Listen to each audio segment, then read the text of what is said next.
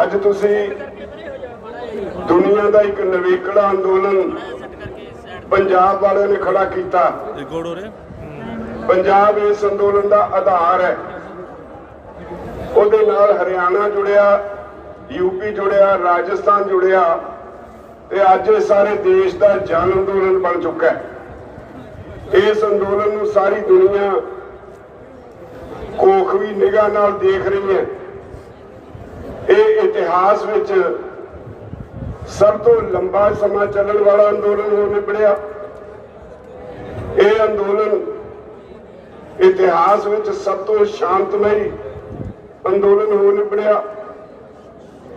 इस अंदोलन ने नवीं पिरतां पाईयां जिन्हें समाज विच नवीं तब्दीलियां लियाउणियां, लोकां च अवेयरनेस आई है, बहुत कुछ बदलेगा।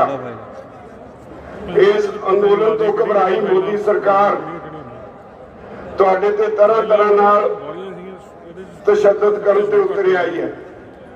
मैं अपनी गल शुरू करने तो पहले एक गल कहना चाहांगा। अज एक नवा दौर शुरू होया मोदी सरकार वालों तशद्दद दा। साडे घरां विच जिहड़े लोग लंगर दा समान उत्ते पहुंचाउंदे ने, जिहड़े लोग किसी तरह की मदद देण जांदे ने, या साडे नौजवान बच्चे ने, उन्हां नूं तरह तरह के नोटिस आ रहे हैं। मैनू पता है, मेरी जानकारी च है, मोदी दी दिल्ली पुलिस ने बहुत सारिया बिना नां ते FIRs दर्ज कीतियां हुई हैं। तुहानू नोटिस बुला के सद्दिया जाता है ते उत्ते बुला के कह दिता जाता है तेरे ते फलाना परचा दर्ज है, ना तुहाडा उहदे च लिख दिता जाता है ते ओहदी इन्वेस्टिगेशन च शामिल हो। इसलिए मैं सारे किसानों नूं, सारे मजदूरों नूं स्पष्ट कर देना चाहना, कोई परवाह ना करो। किसी नूं कोई नोटिस आउंदा है, ओहदी कापी एक साडे कोल भेज सकदे हो, भेज दिओ। किसी ने जाके पुलिस अगे पेश नहीं होना। और जे किते दिल्ली पुलिस वाले गलती कर लेंदे ने, तुहाडे कोल आके तुहानूं गिरफ्तार करने की कोशिश करते हैं, उत्थे सारा पिंड उहदा विरोध करो। और नाल ही मैं कैप्टन सरकार नूं स्पष्ट शब्द कह देना चाहना, एवं उपरों उपरों कही जाओ कि असीं किसानों के हमदर्द हां, ये अज तुहाडा भी इम्तिहान है। पंजाब पुलिस दिल्ली पुलिस नाल सहयोग ना करे, ये भी मैं साफ कह देना चाहना। और अज कि मोदी सरकार जो कुछ कर रही है, एक गल तुहानूं मैं होर कहनी है, सारी दुनिया जदों साडा प्रधानमंत्री बोलदा है या किसी देश का प्रधानमंत्री बोलता है, उहदे एक एक शब्द का उन्हें कोखदी है। उन्हें की कहा, पिछले दिनी बहुत दुख होया पार्लीमेंट विच मोदी ने जो कुछ किसानों ने कहा, साडे लई बड़ा ही चैलेंजिंग है। साडे लई नमोशी भरे शब्द वरते ने। उन्हें अंदोलन जी भी कहा, ओदी सानू परवाह नहीं, क्योंकि ये देश आज़ादी अंदोलन नाल होया सी। पर क्योंकि मोदी दी पार्टी जिहड़ी किसी वेले जनसंघ सी, जिहड़ी RSS की पैदाइश सी, RSS वाले अंग्रेज दे पिट्ठू सन, इस करके उन्होंने अंदोलन विच, देश की आज़ादी के अंदोलन विच कोई रोल अदा नहीं किया। अज उन्होंने ये शब्द अंदोलन जी भी शायद इस करके याद आया कि अंदोलन करने वालियां नूं मैं शायद इहदे नाल दबा सकां। दूजा शब्द बहुत घिनौना, एक पासे तुहानूं अन्नदाता कहंदा है, दूजे पासे पार्लीमेंट विच तुहानूं पराजीवी कहा। पराजीवी का मतलब तुसीं गंदे कीड़े हो। इस देश का ढिड भरने वाले लोग मोदी लई गंदे कीड़े बन गए। अपने दिल ते लिख लो ये गल।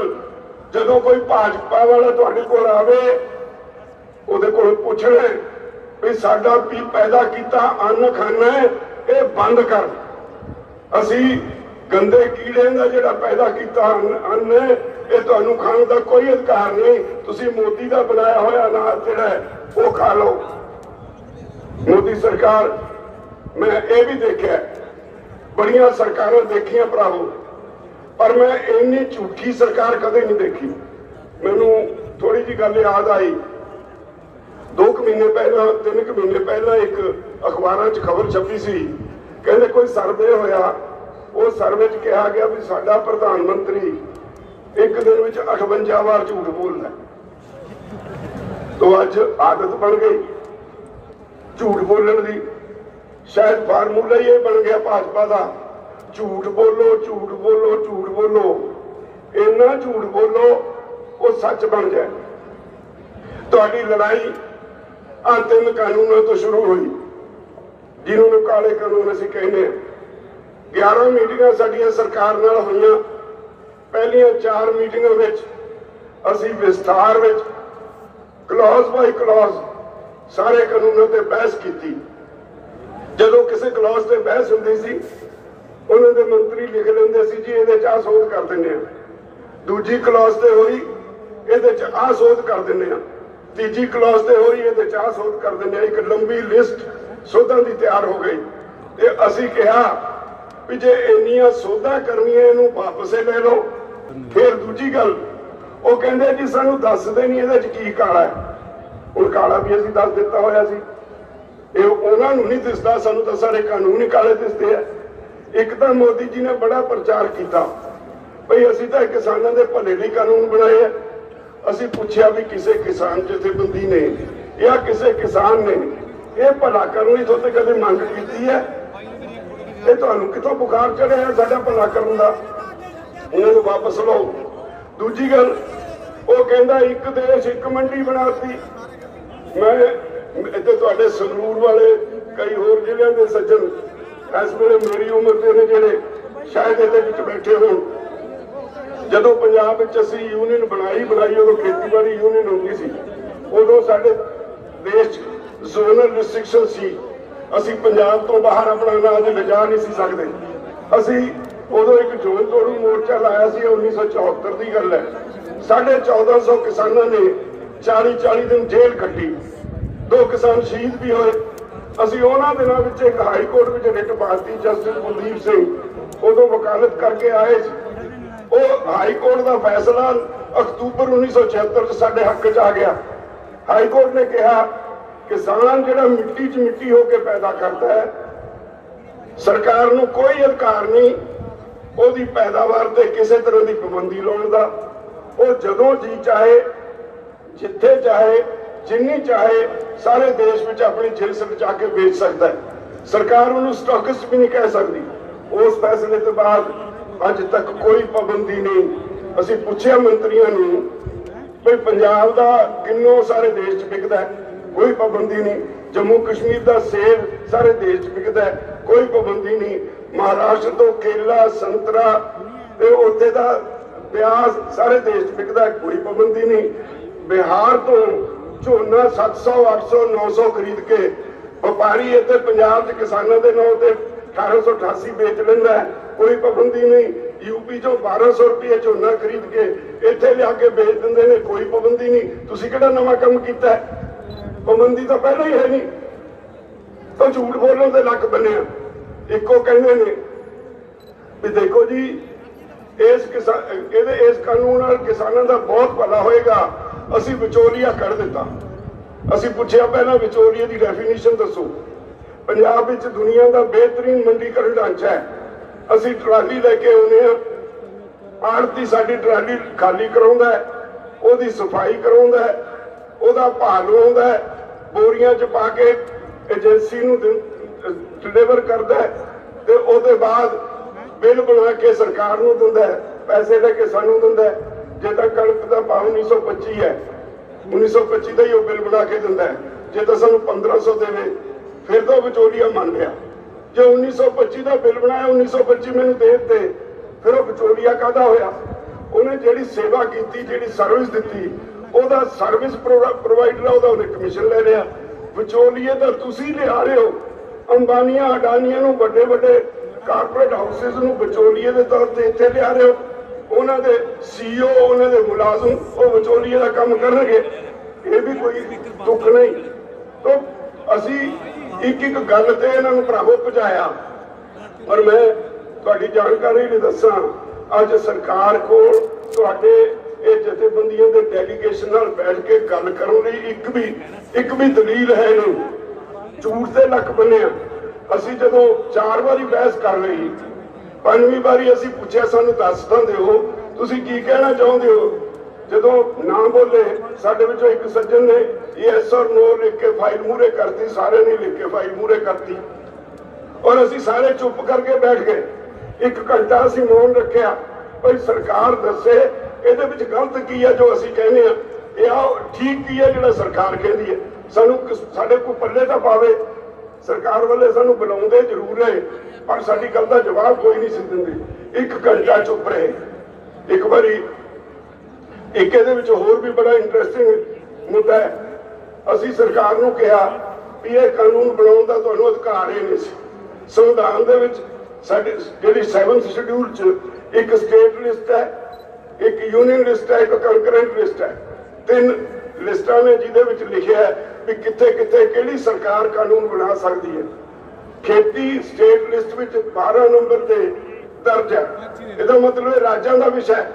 18 ਨੰਬਰ ਤੇ ਖੇਤੀ ਮਾਰਕੀਟਿੰਗ ਦਰਜ ਹੈ। ਇਹਨਾਂ ਨੇ ਕਿਹਾ ਵੀ ਅਸੀਂ ਜੀ ਕੰਕਰੈਂਟ ਲਿਸਟ ਚੋਂ 33 ਨੰਬਰ ਤੇ ਜਿਹੜੀ ਆਈਟਮ ਦਰਜ ਹੈ ਉਹਦੇ ਉੱਤੇ ਇਹ ਕਾਨੂੰਨ ਬਣਾਇਆ। ਅਸੀਂ ਕਿਹਾ ਵੀ ਇਹ ਤਾਂ ਤੁਸੀਂ ਬਣਾਏ ਵਪਾਰ ਵਾਸਤੇ, ਉਹਦਾ ਨਾ ਹੀ ਕਾਨੂੰਨ ਦਾ ਵਪਾਰ ਨਾਲ ਸੰਬੰਧਿਤ ਹੈ। ਇਹ ਜੇ 33 ਨੰਬਰ ਤੇ ਵੀ ਬਣਾਇਆ ਉਹਦੇ ਸ਼ਬਦ ਫੂਡ ਸਟਫ ਲਿਖਿਆ। ਅਸੀਂ ਫੂਡ ਸਟਫ ਨਹੀਂ ਪੈਦਾ ਕਰਦੇ, ਫੂਡ ਗ੍ਰੇਨ ਪੈਦਾ ਕਰਦੇ ਹਾਂ। ਅਸੀਂ ਦਾਣੇ ਪੈਦਾ ਕਰਦੇ ਹਾਂ। ਕਣਕ ਫੂਡ ਗ੍ਰੇਨ ਹੈ, ਆਟਾ ਫੂਡ ਸਟਫ ਹੈ। ਉਹ ਅਸੀਂ ਆਟਾ ਨਹੀਂ ਸਿੱਧਾ ਪੈਦਾ ਕਰਦੇ, ਅਸੀਂ ਪੈਦਾ ਕਰਦੇ ਹਾਂ ਕਣਕ ਦੇ ਦਾਣੇ। ਉਹ ਫੂਡ ਗ੍ਰੇਨ ਹੈ, ਤੁਸੀਂ ਉਹਦਾ ਕਾਨੂੰਨ ਨਹੀਂ ਬਣਾ ਸਕਦੇ। ਅਸੀਂ ਪੈਡੀ ਪੈਦਾ ਕਰਦੇ ਹਾਂ, ਝੋਨਾ ਪੈਦਾ ਕਰਦੇ ਹਾਂ, ਚਾਵਲ ਸਿੱਧੇ ਨਹੀਂ ਪੈਦਾ ਕਰਦੇ। ਚਾਵਲ ਫੂਡ ਸਟਫ ਹੈ ਤੇ ਜਿਹੜਾ ਝੋਨਾ ਹੈ ਉਹ ਫੂਡ ਗ੍ਰੇਨ ਹੈ। ਤੁਸੀਂ ਇਹ ਕਾਨੂੰਨ ਬਣਾ ਨਹੀਂ ਸਕਦੇ। ਉਹ ਫਿਰ ਨਹੀਂ ਮੰਨੇ। ਇੱਕ ਮੀਟਿੰਗ 'ਚ ਮੈਂ 7 ਪਾਰਲੀਮੈਂਟ ਵਿੱਚ ਜਵਾਬ ਦਿੱਤੇ ਹੋਏ ਇਸ ਮੰਤਰੀ ਦੇ ਤੋਮਰ ਦੇ, ਉਹ ਕੱਢ ਕੇ ਲੈ ਗਿਆ। ਇੱਕ ਸਵਾਲ ਜਿਹੜਾ ਪਾਰਲੀਮੈਂਟ 'ਚ ਉਹਨੇ ਜਵਾਬ ਦਿੱਤਾ ਹੈ ਉੱਤੇ ਅਸੀਂ ਕਹਿੰਦੇ ਰਹੇ ਵੀ ਆਹ ਤੁਸੀਂ ਫਲਾਨੀ ਤਰੀਕ ਨੂੰ ਫਲਾਨਾ MP ਇੰਨਾ ਨੰਬਰ ਸਵਾਲ, ਉਹਦੇ ਜਵਾਬ 'ਚ ਕਿਹਾ ਵੀ ਖੇਤੀ ਸਟੇਟ ਸਬਜੈਕਟ ਹੈ। ਇੰਨਾ ਨੰਬਰ ਸਵਾਲ ਫਲਾਨਾ MP ਇੰਨੀ ਤਾਰੀਖ ਨੂੰ ਤੁਸੀਂ ਕਿਹਾ ਐਗਰੀਕਲਚਰ ਮਾਰਕੀਟਿੰਗ ਜਿਹੜਾ ਹੈ ਉਹ ਸਟੇਟ ਸਬਜੈਕਟ ਹੈ। 7 ਦੇ 7 ਪੜ੍ਹ ਕੇ ਸੁਣਾਏ। ਅਸੀਂ ਵਪਾਰ ਕਰਨ ਨਹੀਂ ਮੰਡੀ 'ਚ ਜਾਂਦੇ, ਅਸੀਂ ਆਪਣੀ ਫਸਲ ਵੇਚਣ ਜਾਂਦੇ ਹਾਂ, ਮਾਰਕੀਟਿੰਗ ਲਈ ਜਾਂਦੇ ਹਾਂ। ਅਸੀਂ ਵਪਾਰੀ ਨਹੀਂ। ਇਸ ਕਰਕੇ ਤੁਸੀਂ ਇਹ ਕਾਨੂੰਨ ਨਹੀਂ ਬਣਾ ਸਕਦੇ।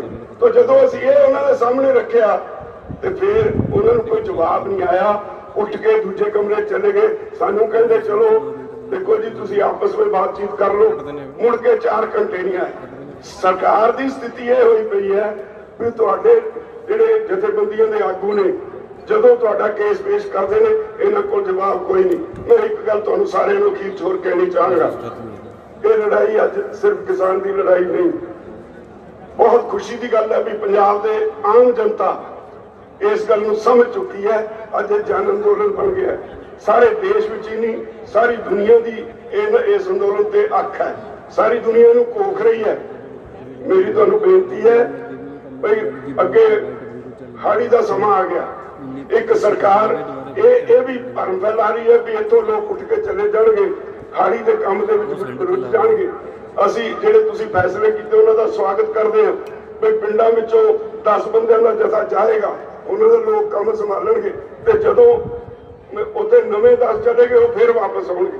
ਮੇਰੀ ਤੁਹਾਨੂੰ ਬੇਨਤੀ ਹੈ ਸਰਕਾਰ ਨੂੰ ਇਹ ਮੌਕਾ ਅਸੀਂ ਨਹੀਂ ਦੇਣਾ। ਜਦੋਂ ਤੱਕ ਕਾਨੂੰਨ ਵਾਪਸ ਨਹੀਂ ਹੁੰਦੇ ਉਦੋਂ ਤੱਕ ਅਸੀਂ ਉੱਥੋਂ ਨਹੀਂ ਉੱਠਾਂਗੇ। ਔਰ ਜਿੰਨੇ ਤੁਸੀਂ ਪਿੰਡਾਂ 'ਚ ਬੈਠੇ ਹੋ, ਜਿਹੜੇ ਉੱਥੇ ਬੈਠੇ ਨੇ ਉਹਨਾਂ ਦਾ ਕੰਮ ਸੰਭਾਲਣ ਦੀ ਜ਼ਿੰਮੇਵਾਰੀ ਤੁਸੀਂ ਆਪ ਲਓ। ਔਰ ਇਹ ਤੁਹਾਡੇ ਭਵਿੱਖ ਦਾ ਸਵਾਲ ਹੈ, ਤੁਹਾਡੇ ਬੱਚਿਆਂ ਦਾ ਸਵਾਲ ਹੈ। ਇੱਕ ਗੱਲ ਹੋਰ ਇਸ ਅੰਦੋਲਨ ਨੇ ਨਵੀਂ ਜਿਹੜੀ ਸਾਡੇ ਲਈ ਦਿੱਤੀ ਹੈ ਉਹ ਇਹ ਹੈ ਵੀ ਬੜਾ ਬਦਨਾਮ ਕੀਤਾ ਜਾ ਰਿਹਾ ਸੀ ਸਾਡੇ ਯੂਥ ਨੂੰ। ਇਹ ਜੀ ਨਸ਼ੇੜੀ ਹੋ ਗਏ। ਜਿੱਦਣ ਦਾ ਇਹ ਅੰਦੋਲਨ ਸ਼ੁਰੂ ਹੋਇਆ ਕਿਸੇ ਅਖਬਾਰ 'ਚ ਕਦੇ ਖਬਰ ਨਹੀਂ ਪੜੀ ਵੀ ਫਲਾਣੀ ਜਗ੍ਹਾ ਕੋਈ ਮੁੰਡਾ ਨਸ਼ਾ ਕਰਕੇ ਮਰ ਗਿਆ। ਇਹਦਾ ਮਤਲਬ ਇਹ ਕਲੰਕ ਵੀ ਸਾਡੇ ਬੱਚਿਆਂ ਨੇ ਲਾਤਾ। ਬਹੁਤ ਸਾਰੇ ਸਾਡੇ ਬੱਚੇ ਜੇਲ੍ਹਾਂ 'ਚ ਬੈਠੇ ਨੇ। ਸਰਕਾਰ ਨੇ ਉਹਨਾਂ ਦੇ ਤਰ੍ਹਾਂ ਦੇ ਕੇਸ ਪਾਏ ਨੇ। ਅਸੀਂ ਸਾਰੇ ਬੈਠੇ, ਸਾਡੇ ਉਹਨਾਂ ਤੋਂ ਵੀ ਸੰਗੀਨ ਕੇਸ ਸਾਡੇ ਉੱਤੇ ਵੀ ਪਏ ਹੋਏ ਨੇ। ਕੋਈ ਪਰਵਾਹ ਨਹੀਂ, ਅਸੀਂ ਉਹਨਾਂ ਦੇ ਸਾਰੇ ਕੇਸ ਲੜ ਰਹੇ ਹਾਂ। ਕੋਈ 45 ਉਹਦੀ ਜ਼ਮਾਨਤ ਹੋ ਗਈ, ਸਾਰੇ ਕੇਸ ਲੜਾਂਗੇ। ਪਰ ਤੁਹਾਨੂੰ ਸਾਰਿਆਂ ਨੂੰ ਇਹ ਬੇਨਤੀ ਹੈ, ਜਿਨ੍ਹਾਂ ਨੂੰ ਹੁਣ ਨੋਟਿਸ ਆਉਂਦੇ ਆ ਉਹਦੀ ਬਿਲਕੁਲ ਪਰਵਾਹ ਨਾ ਕਰੋ, ਤਕੜੇ ਹੋਵੋ। ਇਹ ਅੰਦੋਲਨ ਜਿੱਤਾਂਗੇ, ਜਿੱਤਾਂਗੇ, ਜਿੱਤਾਂਗੇ। ਧੰਨਵਾਦ।